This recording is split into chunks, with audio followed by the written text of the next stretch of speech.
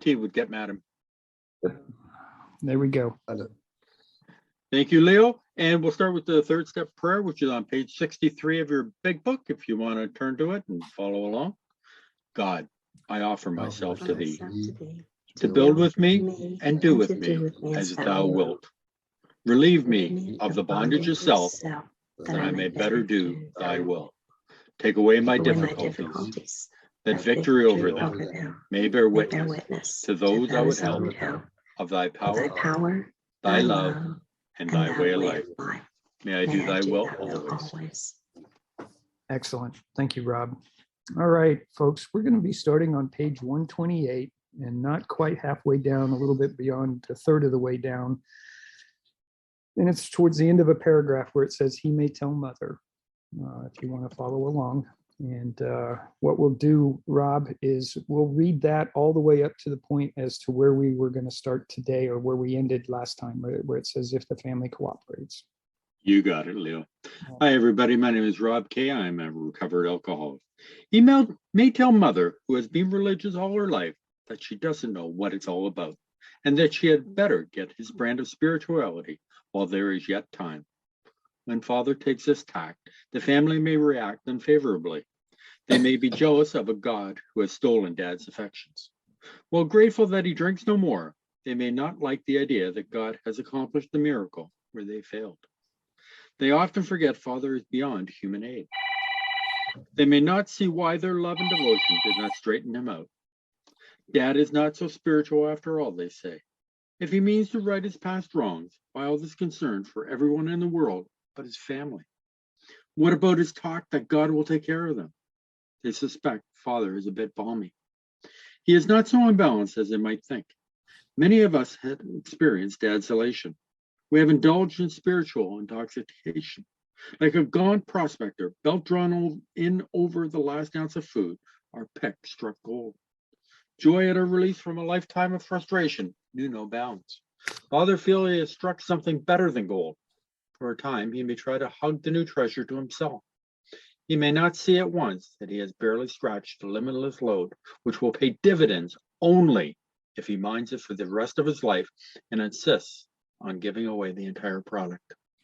So here we are. A couple of things are going on here. First of all, you've got a recovering alcoholic at this point that has found a higher power and is embracing that higher power with all their might.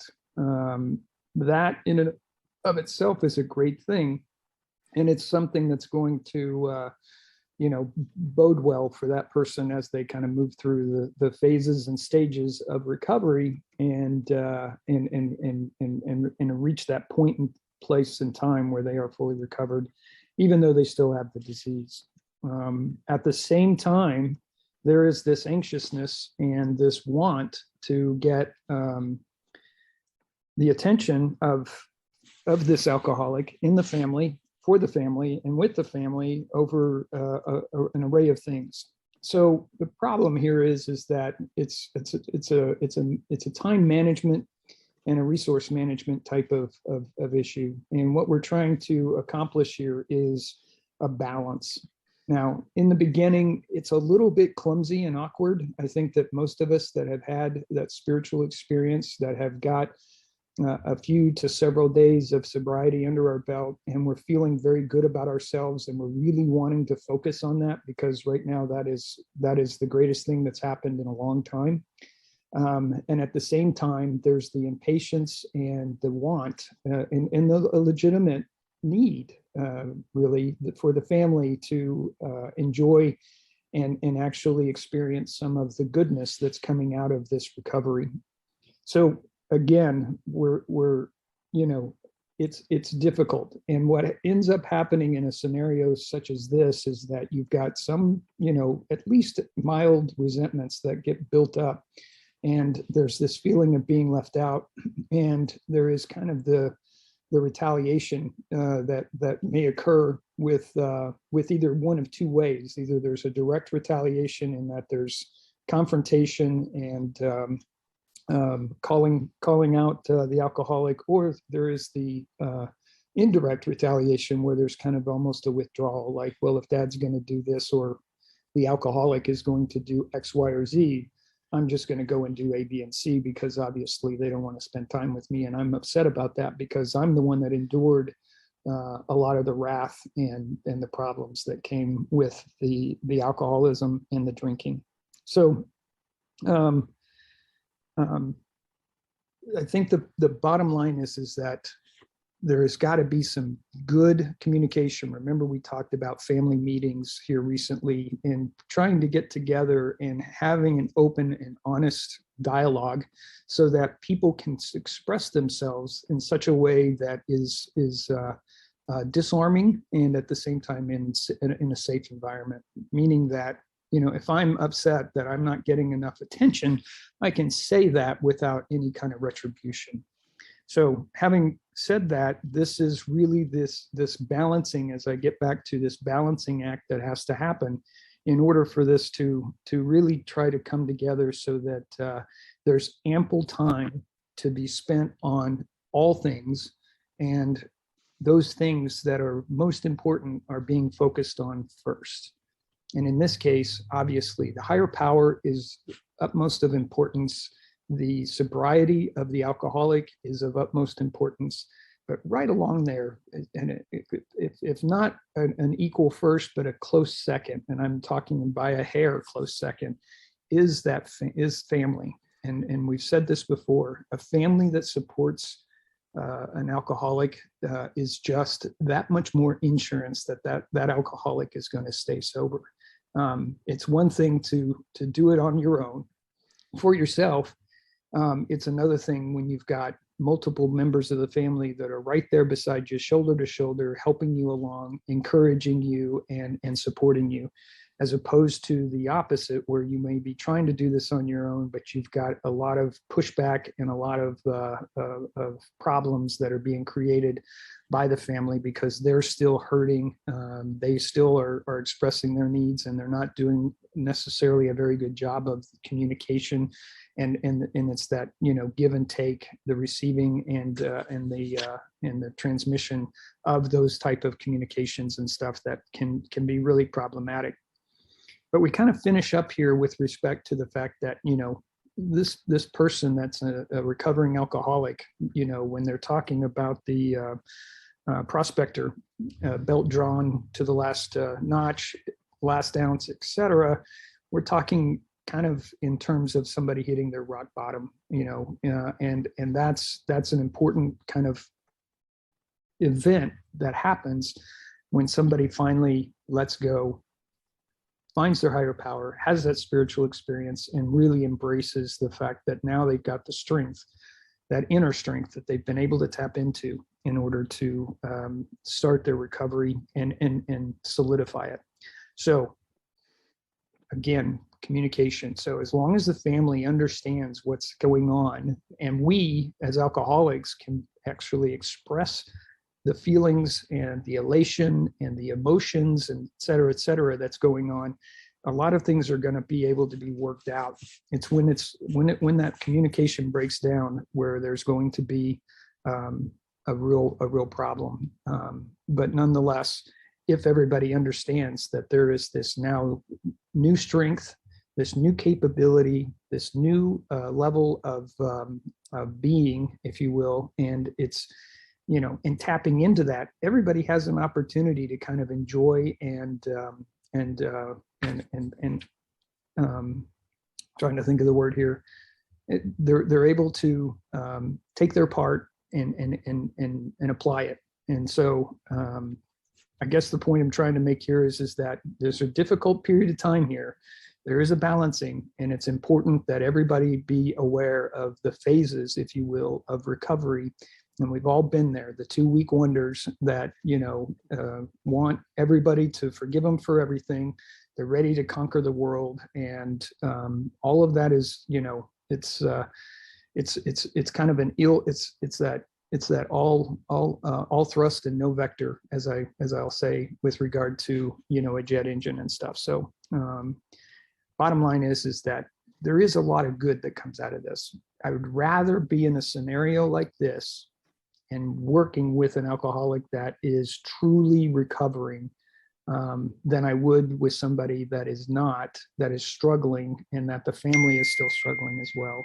So, so anyway, bottom line is that I think we're on our way, but we just need to be able to identify with this and work through it. Rob? Yeah, the only thing I will add to that is if he minds it for the rest of his life and insists on giving away the entire product, we got to give it away to keep it. Step 12, which Bill reiterates throughout the book. When in doubt, help somebody else. When you're at bottom, help somebody else. When you're not feeling great, help somebody else. When you're feeling good, help somebody else. Remember, we used to drink for you. Give me a reason, I'll have a drink. Now, give me a reason, go help somebody else. So that's the important part there too. If the family cooperates, we're on page 129 for those who have just joined us. And let me just let Julian. Okay, if the family cooperates, Dad will soon see that he is suffering from a distortion of values. He will perceive that his spiritual growth is lopsided, that for an average man like himself, a spiritual life, which does not include his family obligations, may not be so perfect after all. If the family will appreciate that Dad's current behavior is but a phase of his development, all will be well. In the midst of an understanding and sympathetic family, these vagaries of Dad's spiritual infancy will disappear quickly. So already said, we won't spend too much time on this. Obviously, this is a phase of recovery, and we're enforcing that with what's in the book here. At the same time, it's that lopsided kind of value proposition, and there's that balancing that needs to occur. And there's an effective, good way of doing that, and that is through very open and honest and safe communication. And it's important that be allowed to happen so that feelings aren't hurt even more. But that is, in fact, what needs to happen here is with the alcoholic, they've got to understand that it's not just their spiritual awakening. It's not just this going out and spending time with others that are of the same ilk.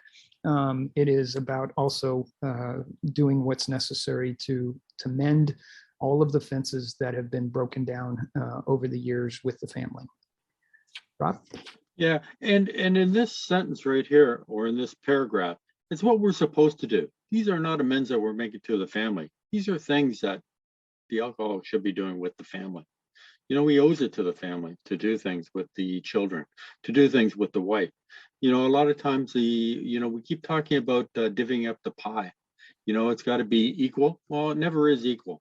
When we first come into the fellowship of AA, we jump in head first, and a lot of our actions are dictated there, but then the family gets left behind, and they're wondering, you've got sober, but what's the difference? You're never home.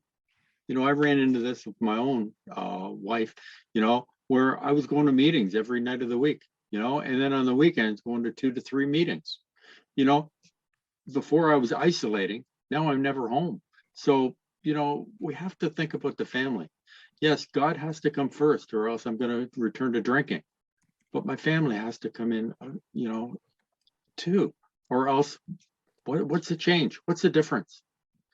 So try to divvy up that pie. The opposite may happen should the family condemn and criticize. Dad may feel that for years his drinking has placed him on the wrong side of every argument, but that now he has become a superior person with God on his side.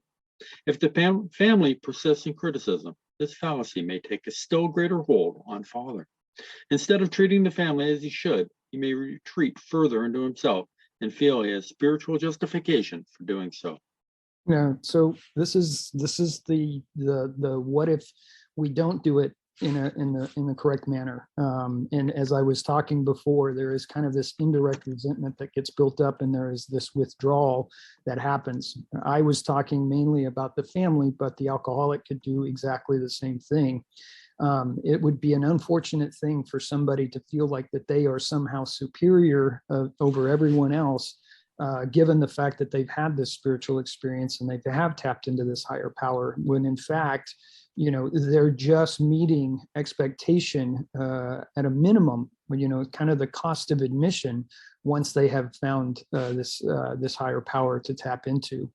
It's how they use that higher power. It's how they use that new found strength that they get to the point that they can be able to apply it in such a way that's in a positive manner.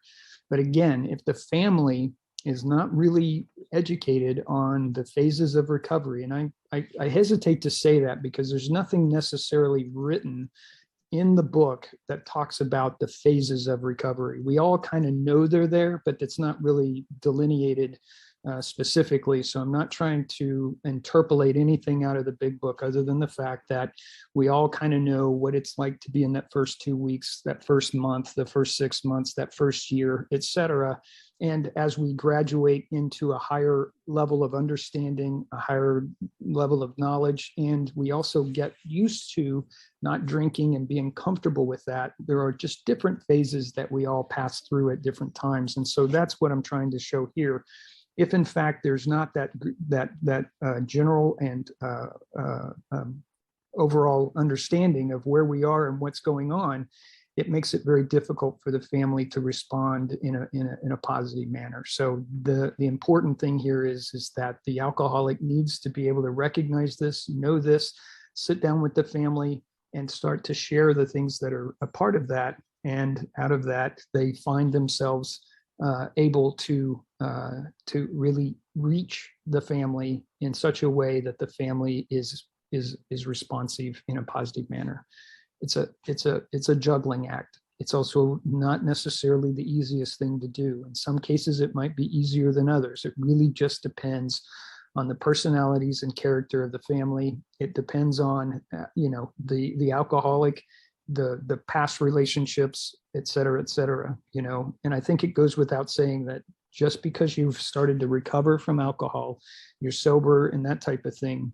And I mean this sincerely. If you were an asshole before, you still have that trait that you have to deal with. Okay. It doesn't take that away. So you've got to work on other things, which is not part of the book, but I would tell you is that emotional sobriety that comes after a period of time as well.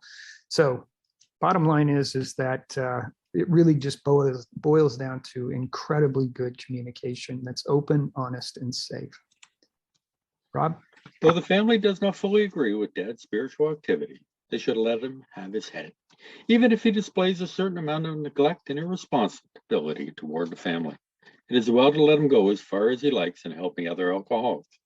During those first days of convalescence, this will do more to ensure his sobriety than anything else. Though some of his manifestations are alarming and disagreeable, we think Dad will be on a firmer foundation than the man who is placing business or professional success ahead of spiritual development. He will be less likely to drink again, and anything is preferable to that. Yeah. So this is a message that has to be repeated over and over until it's really kind of embraced and ingrained in everybody. The alcoholic that's not drinking is better than the alcoholic that's drinking. So if in fact you kind of get to the basics, and it's that hierarchical need, the bottom line is that they are at least not drinking. Once you have an understanding and an acceptance of that, then you kind of graduate to, okay, what is it that I can do to support the alcoholic in such a way that is in a positive manner? And I work it so that I get something out of it as well. Okay. Because it is a give and take. It's the, what I call the radio station WIIFM, and that's what's in it for me. And so as long as you understand what's in it for you, and you're getting some of the things that you need out of that, which is, basic attention, some good communication, that father that's in a much better mood, or the alcoholic, if you will, that's in a much better mood, then you can turn around and give that space and time that's required for this alcoholic to go through those initial phases or initial stages of their recovery. As long as they're working on the right things and you're helping to do that, then things are a lot better. So, Rob? Yeah,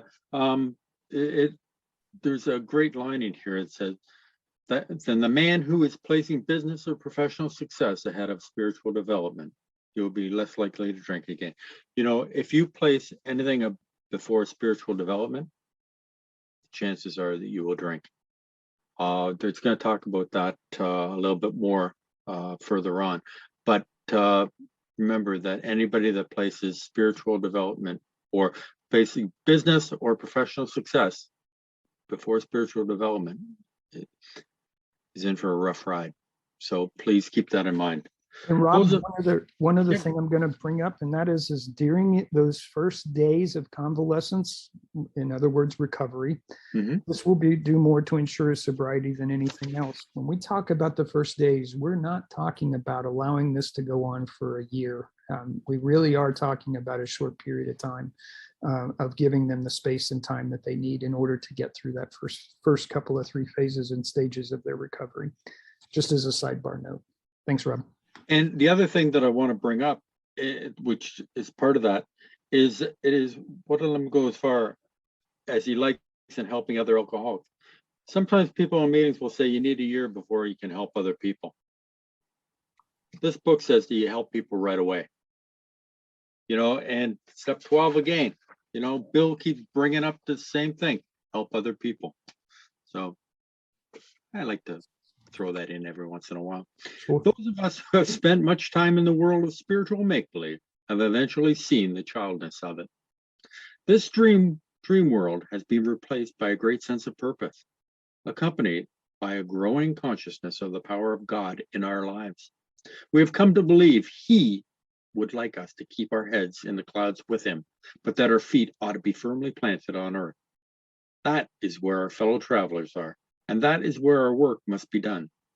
These are the realities for us. We have found nothing incompatible between a powerful spiritual experience and a life of sane and happy usefulness. Yeah, not a lot to say here. It's pretty straightforward with regard to where we are. That is that you're first and foremost, we're talking about a real spiritual experience and not something that is fantasy or make believe. And I think that a lot of people in the beginning, either through a lack of knowledge that they're going to gain over time, or just the fact that they're trying to fit in and trying to, say the things that they're supposed to say, even though they don't really understand what they're doing, kind of has that make-believe spiritual experience. Not necessarily saying that that's not a place that a few of us, if not most of us, if not all of us, have ever been to. I know when I first started trying on the idea of having this kind of spiritual awakening, I didn't really know what I was looking for, and I was applying it in certain places and ways that weren't necessarily accurate, and it took some time for me to find that. The other thing I'll say here is that obviously, if you are able to stay grounded and also tapped into your spiritual experience or spiritual higher power, you are definitely on your way. And it is that this last sentence, it says, we have found nothing incompatible between a powerful spiritual experience and a life of sane and happy usefulness. Okay, so that again is over time. It's that balancing act, and it's getting used to that new skin that you're trying on, and being able to take that and apply it in a sane and happy way. Rob? One more suggestion: whether the family has spiritual convictions or not, they may do well to examine the principles by which the alcoholic member is trying to live. They can hardly fail to approve these simple principles, though the head of the house still fails somewhat in practicing them. Nothing will help the man who is off on a spiritual tangent so more than as the wife who adopts a sane spiritual program, making a better practical use of it. Yeah.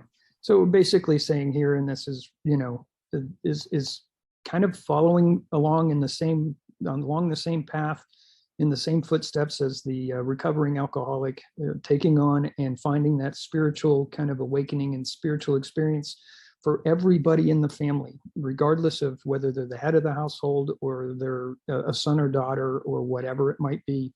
It is important that that be something to try to aspire to. And again, a family that is supportive, that understands, that has been educated on what's the right thing to be doing, is going to ensure the success of the alcoholic, and it's going to ensure that the family actually heals as well. So that's kind of what we're trying to say here is just, the more the family knows, the more supportive the family is, and the more aware the family is, the better off it's going to be for all involved. Rob? And the one thing I just want to bring up is that, the idea is, don't tell me, show me. So we live by spiritual principles now, okay? They're going to see a change. When I change from being selfish and self-centered to, what can I do for you? They're going to notice a change. Will they want to go along with that change? When they see it working in my life, we'll slowly bring them through.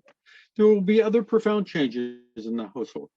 Liquor incapacitated father for so many years that mother became head of the house. She met these responsibilities gallantly. By force of circumstances, she was obliged to treat father as a sick or wayward child.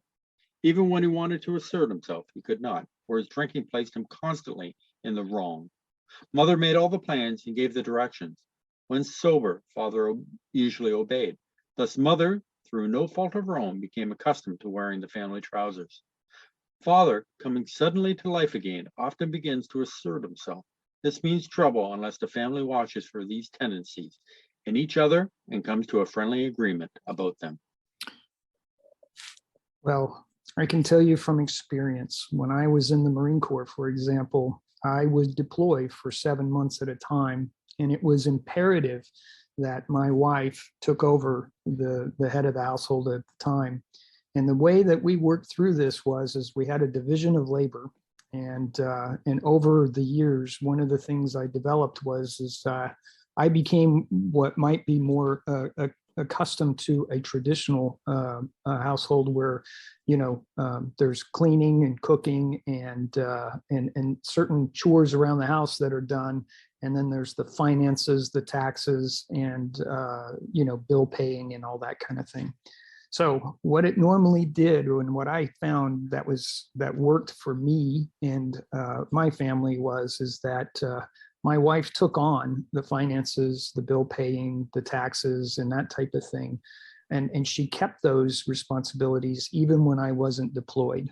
So, and what I did in return is I got really good at doing laundry. I did a lot of the cooking. I did a lot of the cleaning, and I enjoyed it, and just think of it as a Marine going around cleaning stuff. I was probably a little overboard with it, but in the end, it actually balanced out, and it created an environment so that we knew who was doing what. And I'll even tell you, to this day, that same division of labor, even after 14 years of retirement from the Marine Corps, we still have that in place, and it still works. So where I'm going with this is that even in a non-alcoholic situation, we're talking about an alcoholic situation where a person is incapacitated, completely unable to do anything, probably couldn't write their name to save their lives at times, that it must be a situation where you sit down and maybe you change, gears, and a couple of the batons are passed to the other person. But at the same time, the recovering alcoholic should be aware of the fact that if in fact there's been success with the other person taking care of some of the responsibilities, and it is okay for them to continue to do that. Remember, this book was written back in a time where it was a very traditional family, and I call it that because what is today as a traditional family is nothing like what it was in the 1930s. You've got, and we all know the changes and the differences there, and for good reason they've been changed and are for good, and the differences are good. But nonetheless, you had the husband was normally the head of the household, and the wife may or may not even worked, probably more likely didn't work, and took care of things at home and that type of thing. it's not like that anymore. So this is a bit dated in regards to this, but if you just interchange it to say whoever the recovering alcoholic was, once they start to get sober, they have to recognize that they can't just come right back in and take things away from the other person and leave them in with nothing to do, because that's going to create some retribution and resentment. And I think we all understand that. So it's one of those things that you kind of have to handle it with kid gloves. And at the same time, you've got to also, again, back to that good, open, honest, and safe communication is the only way you're going to be able to work through this stuff. And there has to be a willingness to let go, to be able to maneuver this type of a deal. But it is definitely something that happens as soon as you go from one functioning adult in a family to two. Well, there is a division of labor, and it's going to be difficult if, in fact, the person that was doing the work is not being respected and recognized for what they did, and if the other person is trying to take on too much too soon. So a lot of moving parts here, and it really is dependent upon the strength of the family overall. Rob? Yeah, in the next few pages, we're going to talk about 8 changes that the family must face. We just spoke of one, which was the struggle over who now wears the pants. So now the father is sober, he wants to wear the pants again. So that's one of the first struggles that we just mentioned. Now we're going to come into struggle number 2, which is dad's new outside interest and his resulting absences. So drinking isolates most homes from the outside world. Father may have laid aside for years all normal activities, clubs, civic duties, sports. When he renews interest in such a thing, a feeling of jealousy may arise. The family may feel they hold a mortgage on dad, so big that no equity should be left for outsiders. Instead of developing new channels of activity for themselves, mother and children demand that he stay home and make up the deficiency. Okay, we can kind of see where this is going. One, isolation in this regard is a negative, and that draw and that selfishness that is a natural feeling and a natural emotion that they're going to have. We want all of dad. So when dad starts to go out and maybe start to volunteer, maybe they get involved in coaching, maybe they want to go out and play softball, and which they used to maybe do, and then they haven't been able to do it for a long time. Those type of things are going to come up, and it's definitely going to cause some problems.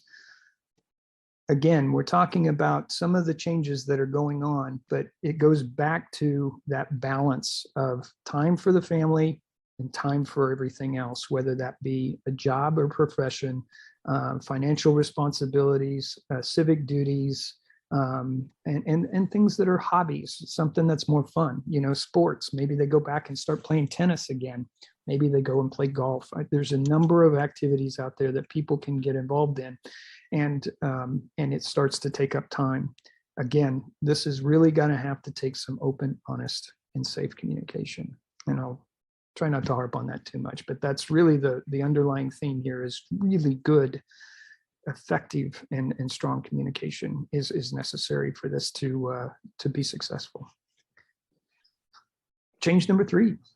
Okay, I'll just highlight number 2, which is the last line. Children demand that he stay home, make up the deficiency.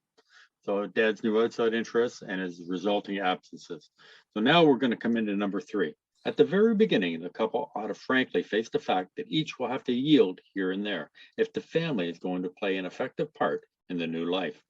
Father will necessarily spend much time with other alcoholics, but this activity should be balanced. New acquaintances who know nothing of alcoholism might be made and thoughtful consideration given their needs. The problems of the community might engage attention. Though the family has no religious connections, they may wish to make contact with or take membership in a religious body. Okay, there's just some ideas here with regard to not just the alcoholic that's recovering and getting into some activities, but also the members of the family. Now they're not now they're not spending precious capital on just trying to avoid or stay in a safe environment around the alcoholic that's drinking. Now they have an opportunity to kind of set that aside and actually themselves get to a place where they can actually go and do some stuff, and right alongside the recovering alcoholic.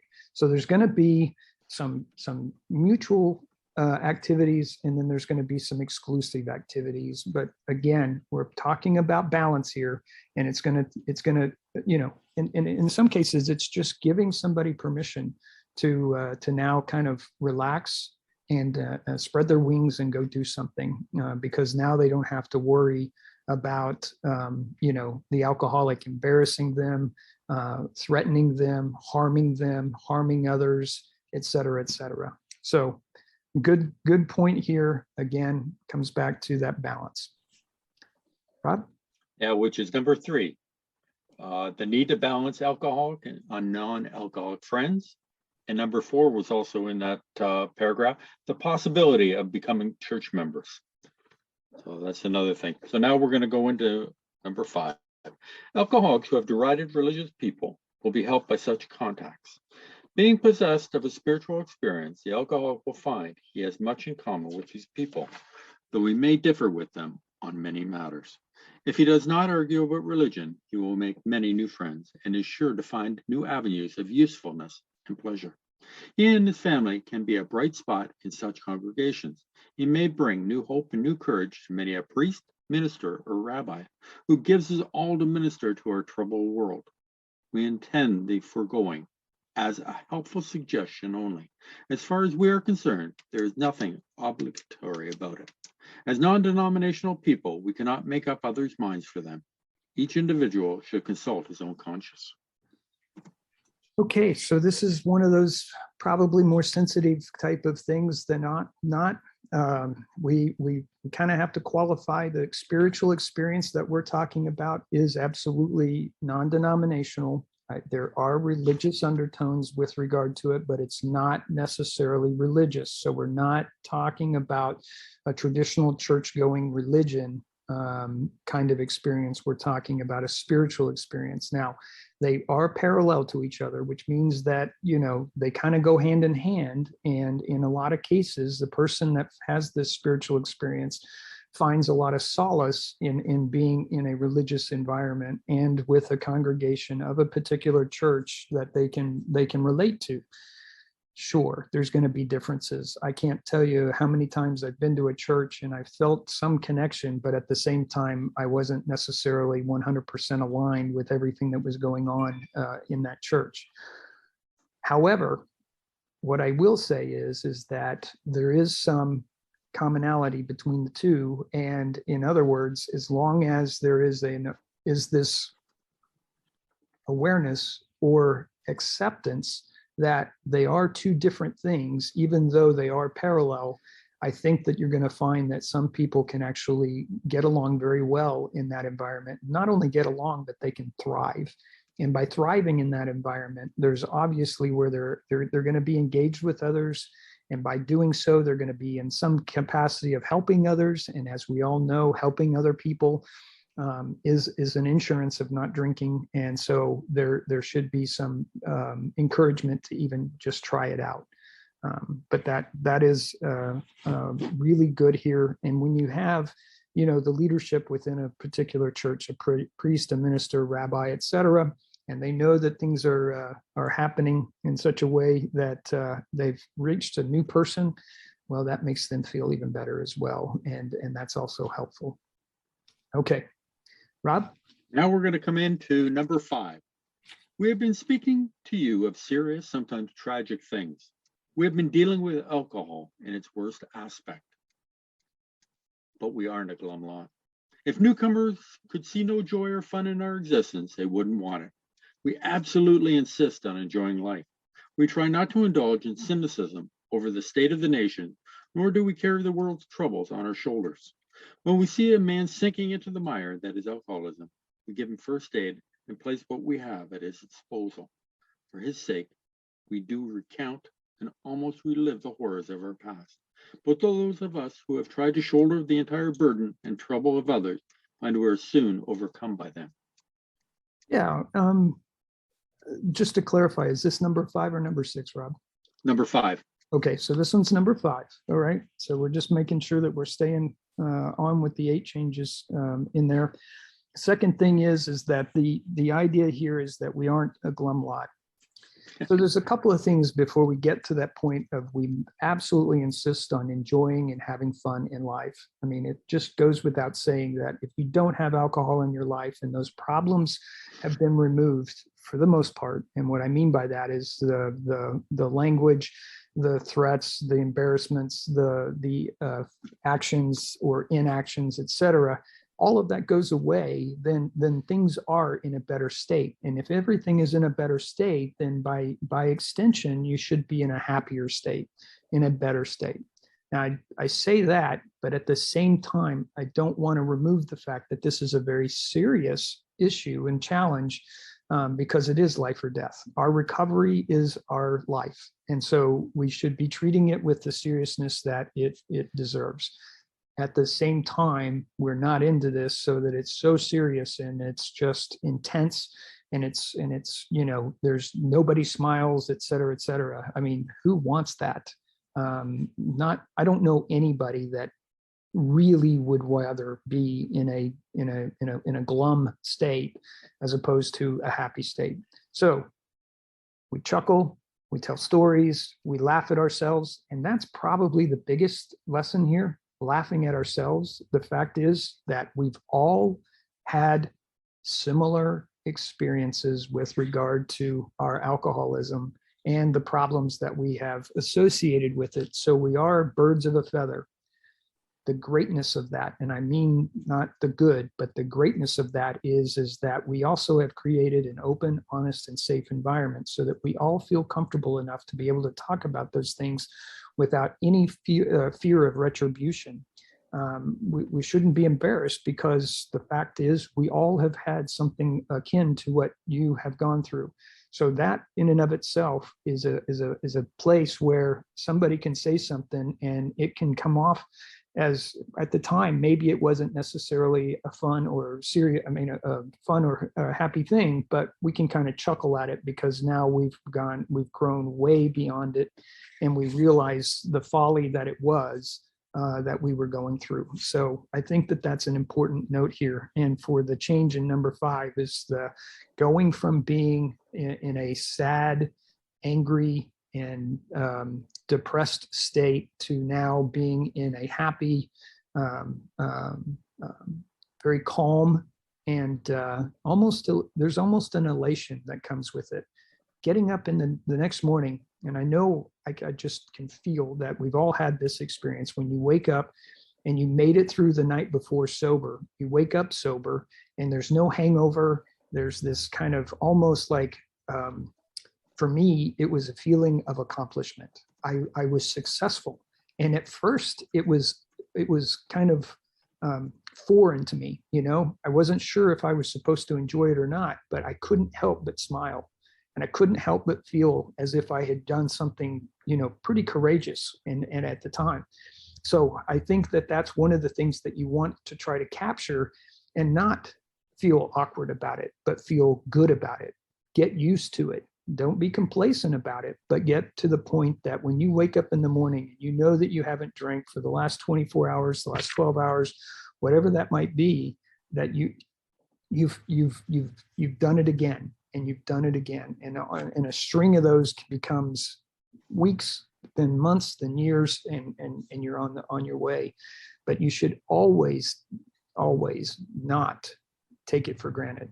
Don't ever take it for granted. Just enjoy it and continue to enjoy it and build on it and apply it. Rob? Yeah. If newcomers could see no joy or fun in our existence, they wouldn't want it. If there's no newcomers, there's no program. So we need newcomers. Okay. Also, but those of us who have tried to shoulder the entire burden and trouble of others find we're soon overcome by them. We can carry the message, but we can't carry the alcoholic. This happens to a lot of first-time sponsors. They take on the burdens of their sponsees, thinking that they can take and solve all the problems of the sponsee.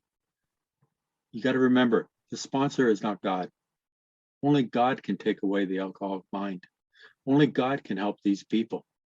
Sponsors are not gods. They're just people to help take through the book. And you know what? We can't take on the burdens of other people. We are not, there was a saying, Atlas Shrugged. There was a book by Ayn Rand. And the whole idea is that Atlas took on the world's problems until Atlas was hunched over, the strongest man in the world. And what did Atlas have to do? Shrug and let the problems fall off so that he could stand upright again. As I say, the idea is that the sponsor is not God, and we don't take on the role of God. Okay, we try to give them direction and take them through the book, show them what we have done, our experience. So, number 5 was the insistence on laughter and enjoying life. Let's remember, God doesn't want us to be miserable. He wants us to be happy, joyous, and free. He wants us to enjoy life. So please remember that. So we think cheerfulness and laughter make for usefulness. Outsiders are sometimes shocked when we burst into merriment over a seemingly tragic experience out of the past. But why shouldn't we laugh? We have recovered. We have been given the power to help others. Yeah, I won't say much there. It's straightforward. This is it. This is the idea that, and isn't it uncanny that we have the ability to laugh at ourselves, laugh with others about their experiences, and out of that comes this kind of, again, shrugging off that bad feeling and really kind of letting your wings spread and enjoying, the fact that you've recovered and being able to laugh at your past. It's such a positive and healthy way of recovery. Rob? Everybody knows that those in bad health and those who seldom play do not laugh much. So let each family play together or separately as much as the circumstances warrant. We are sure God wants us to be happy, joyous, and free. We cannot subscribe to the belief that this life is a vale of tears, though it once was just that for many of us. But it is clear that we made our own misery. God didn't do it. Avoid then the deliberate manufacture of misery. But if trouble comes, cheerfully capitalize it as an opportunity to demonstrate his omnipotence. Absolutely. So here's a couple of notes here. Happy, joyous, and free is something that is acquired over time. All right. In the very beginning, you might feel happy. You may feel a sense of joy, and there is that freedom that you can now feel from being out from under, the alcohol. But at the same time, and I say this more for the newcomer, and this is kind of as a sponsor. A wise person in my life said a couple of years ago, and he said it in such a way that you have to kind of temper your happy, joyous, and freedom. And that is, in the beginning, you still owe. So don't forget that you owe. And so what I mean by that is you owe things back to your family, your friends, your profession, peers at work, and that type of thing. And so there is the happy, joyous, and free. It does actually develop over time. There is sort of a maturity that comes with that. And at the same time, don't forget the fact that you still owe people some amends, and that's going to take some time. So I wanted to kind of put that out there. It is clear that we made our own misery, and that your higher power didn't do it. So that's another very, very important fact that you have to come to terms with, and that is you created the misery. You're the one that created the problems, the issues, the challenges, the embarrassments, the anger, the ill feelings, etc., because of your drinking and your alcoholism. It's not the other way around. And so once you come to terms with that, you've actually graduated in a level or a phase or a stage of your recovery And that's an important, this is probably one of the most important lessons learned. And that is that it wasn't somebody else's fault. It was your fault. And as much as that is something that it's very true. And you've got to acknowledge that and not do it and not be fake about it. You have to be realistic. You have to know that this is an important thing. And then last but not least, you cheerfully capitalize as an opportunity to demonstrate his omnipotence. All right. So you're going to celebrate your higher power, the spiritual experience, and carry that with you as you maneuver and kind of get back to what might be considered as a more normal type of life with your family, friends, and colleagues. Rob? Yeah, and the other thing is there's a prayer there. God help me not to make misery. So now about health. A body badly burned by alcohol does not often recover overnight, nor do twisted thinking and depression vanish in a twinkling. We are convinced that a spiritual mode of living is the most powerful health restorative. We who have recovered from serious drinking are miracles of mental health, but we have seen remarkable transformations in our bodies. Hardly one of our crowd now shows any mark of dispensation. You want to put that word out there for me, Leo? I'm having trouble with my tongue today. No, it's dissipation. Thank you very much. I did really terrible omnipotence. Omnipotence. There you go. We're all we're together on it. So no. We are not a glum lot. No, we are aren't. not glum. That's it. That's it.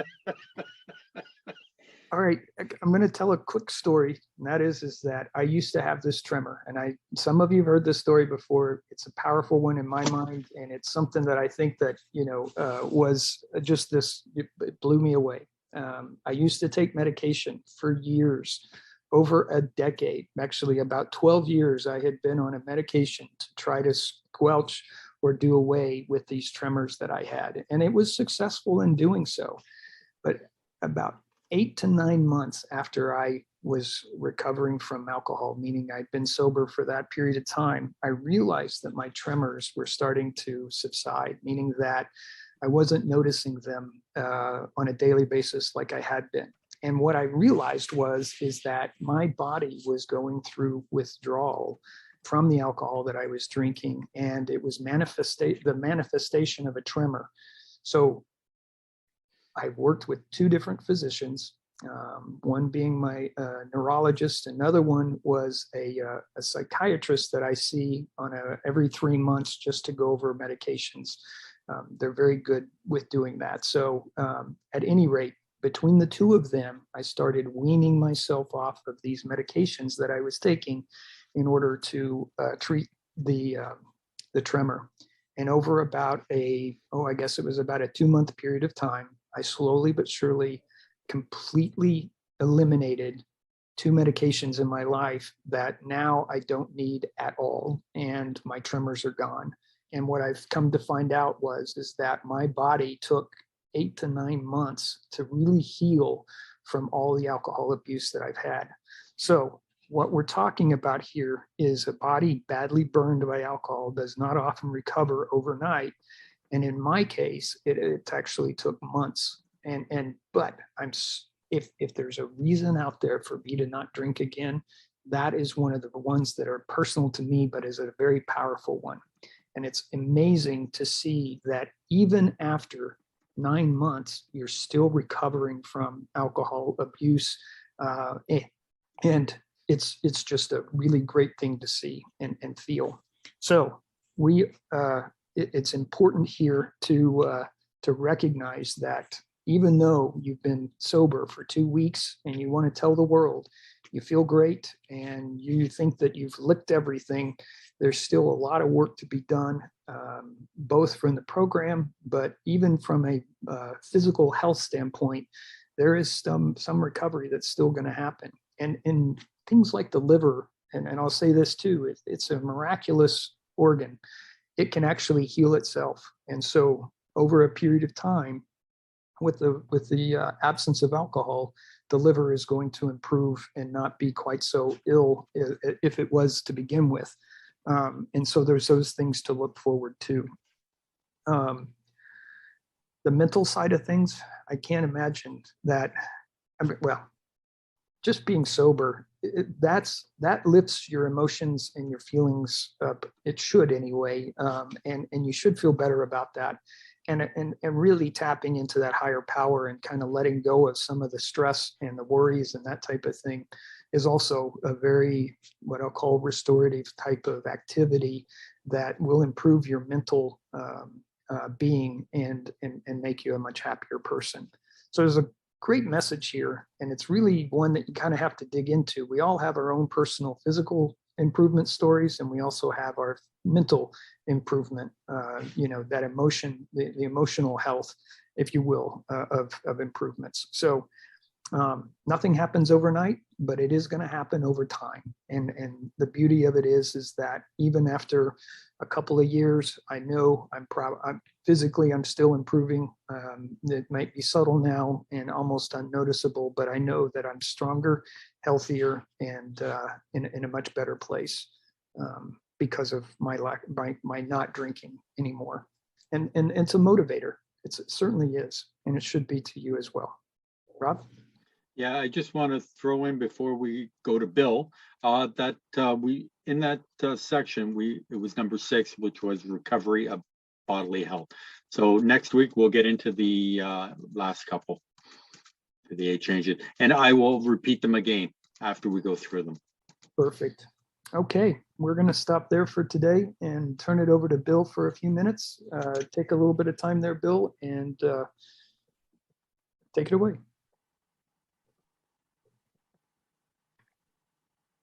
Hi, this is Bill, alcoholic from New Jersey. Hey, Bill. Thanks a lot, Leo and Rob. You guys did a good job today. Basically, what Bill's trying to do here is trying to explain or give some kind of instruction to the family that just because an alcoholic puts the plug in the jug, automatically they're not instantly better. It takes a while for this stuff to go away. Like Leo talked about different phases of recovery. Most people don't talk about that, but that stuff is real important because, when you're 1 week sober, you're different than when you're 1 year sober. I know people can say we've all only got 1 day, but there's different phases of getting better. You just don't get better instantly when you put the plug in the jug. And in other words, if you take the rum out of a fruitcake, you still have a fruitcake. It takes a while to get rid of the nuts too. It just doesn't happen overnight. And that's the point Bill's trying to tell us here.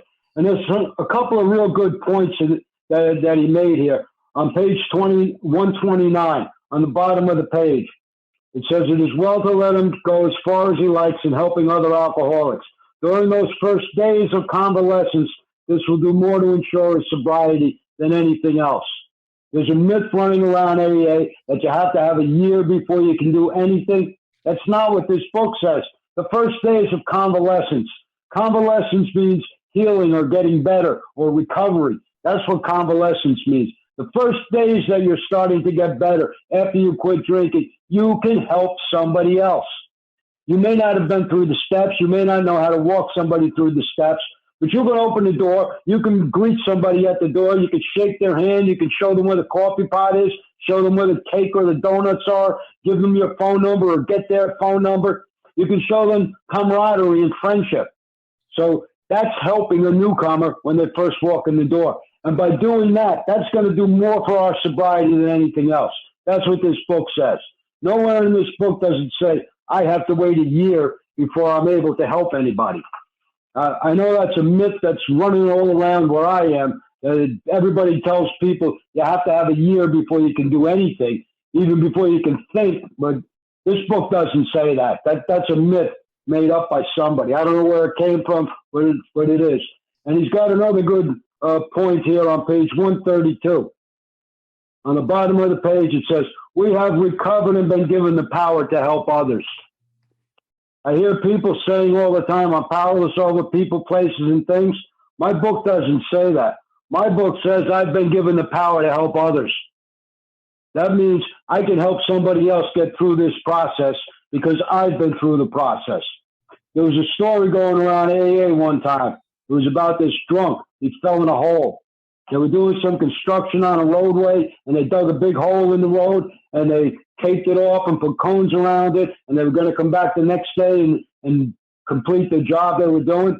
And this drunk comes staggering out of a bar, and he staggers right past the cones and the tape, and he falls in the hole. And the hole was deep enough that he was stuck in there, and he couldn't get out.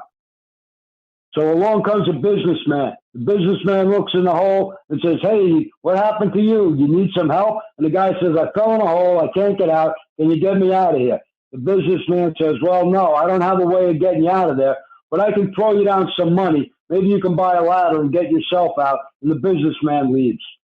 Then a priest comes by, and the priest looks in the hole and says, "What happened to you?" And the guy says, "I fell in a hole. I can't get out. Can you get me out of here?" And the priest says, "No, I don't have a way of getting you out of here, but I'll pray with you for a while." And the priest prays with him a little bit, and then the priest leaves. Then a doctor comes by, and the doctor says, "Oh, man, what happened to you? I see you're stuck in a hole." The guy says, "Yeah, I fell in this hole, and I can't get out. Can you get me out of here, doc?" And the doctor says, "No, I don't have a way of getting you out of there, but did you get hurt when you fell in a hole?" And the guy says, "Yeah, I bruised myself a little bit." So the doctor throws him down some aspirins. Says, "Take 2 aspirins and call me in the morning," and the doctor leaves. Then a psychiatrist comes by, and the psychiatrist looks in the hole and says, "Oh, man, what happened to you?" And the guy says, "I'm stuck in a hole. I can't get out. Can you get me out of here?" And the psychiatrist says, "No, I really can't get you out of there, but I can tell you why you're in that hole.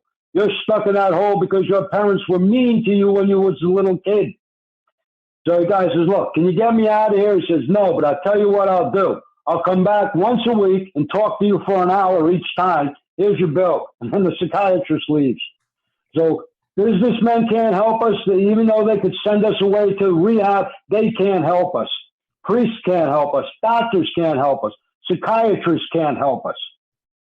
All of a sudden, a sober member of Alcoholics Anonymous comes by, and he looks in the hole, and the guy says, "Hey, I'm stuck in this hole." And the guy from AA says, "Yeah, I know what happened. I can see what's going on." So the drunk says, "Can you get me out of here?" So the sober guy from AA says, "Yeah, move back from the edge." So the guy moves back a little bit, and the sober guy jumps in the hole with him. And the drunk says, "What, are you crazy? Now we're both stuck in the hole." And the sober guy says, "Take my hand. I've been here before. I know the way out."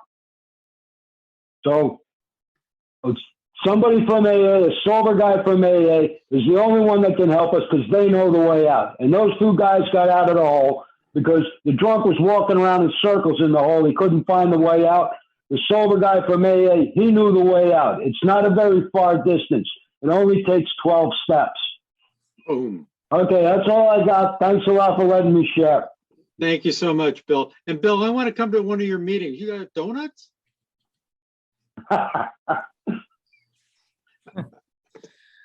Yeah, we have donuts at all the meetings.